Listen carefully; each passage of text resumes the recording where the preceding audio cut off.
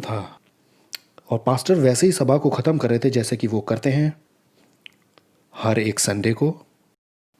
इतना तो मैं रुक ही चुका था कि मैं एक आइडिया लगा सकूं कि ये रूटीन है। और वो सभा में सबको पूछते कि सर को झुकाएं अपने प्रार्थना में, और वो सबको इनवाइट करते कि जो चाहे, जो अपनी ज़िंदगी देना चाहता हो खुदा को, यीशु को, माफ़ी पाने के लिए या छूटने के लिए, बस सिंपली ये प्रार्थना करो।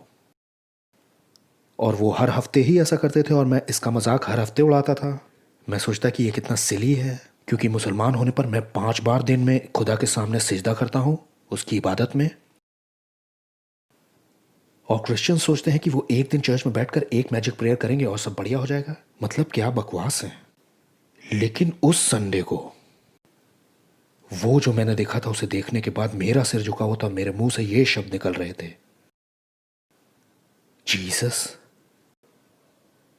आप मालिक हैं, आप वो बचाने वाले हैं, मुझे माफ करिए, मुझे बचाइए। और लिटरली ऐसा लगा कि मेरे ऊपर आग उतर गई। प्रेजेंस और पावर ऑफ गॉड ने मुझे पूरा भर दिया और मुझे मालूम नहीं था कि ये क्या हो रहा है।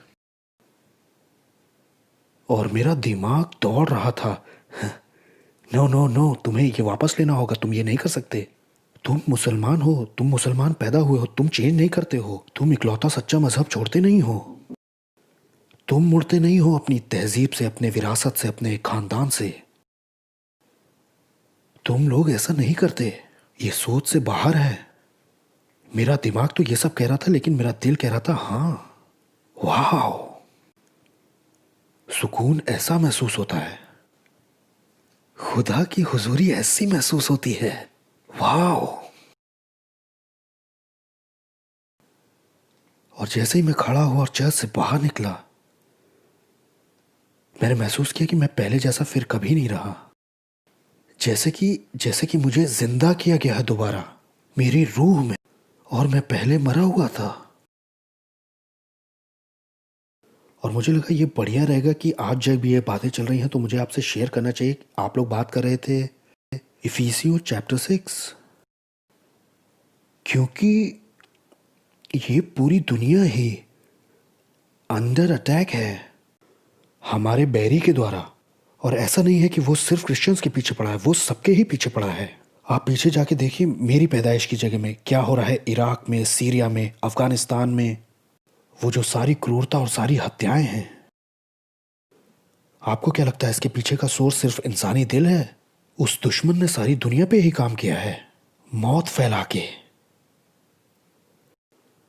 आपको पता ही है यीशु ने कहा दुश्मन आता है चोरी करने, नाश करने और घात करने, और यही वो हमेशा करता है।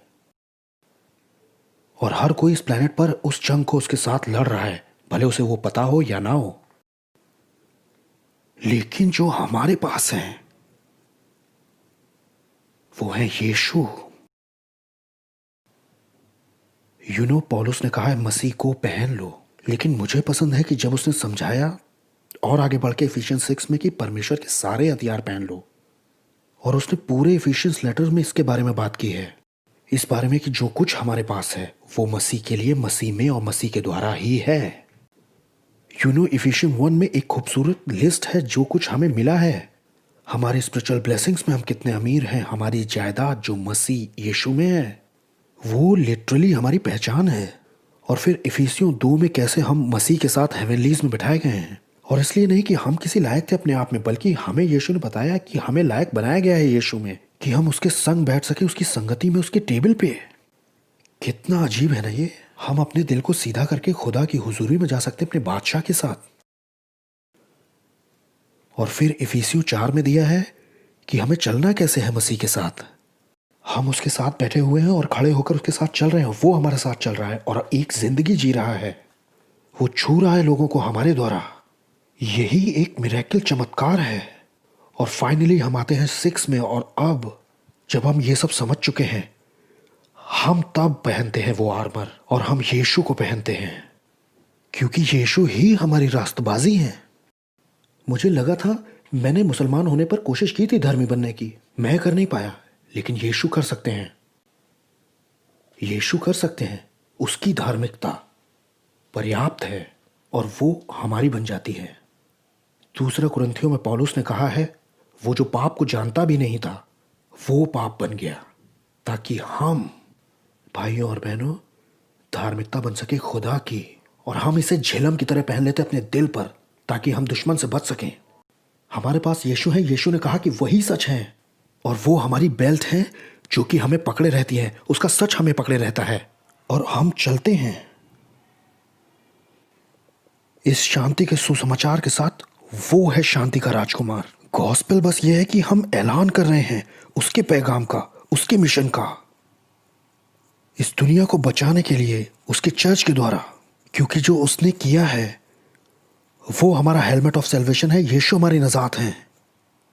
दुनिया का हर दूसरा मजहब बताता है कि तुम्हें ये करना है, तुम्हें ये करना है, तुम्हें ये करना पड़ेगा, तुम्हें ये कोशिश करनी है, तुम्हें वो बनना पड़ेगा। और यीशु कहते हैं ये रहा, ये रही तुम्हारी नजात, ये तुम्हारा इटर्नल सैल्वेशन, ये मैंने किया है। यीशु कहते हैं ये मैंने किया है और ये मैं तुम्हें देता हूं एज अ गिफ्ट। क्या तुम इसे लोगे? यहां तक कि विश्वास की ये ढाल भी, आपको मालूम है हम बचे हैं अनुग्रह से, विश्वास के द्वारा। और पौलुस आगे कहता है, आई थिंक इफिसियों 2 में, कि ये भी आपका अपना नहीं है, ये परमेश्वर का तोहफा है आपको।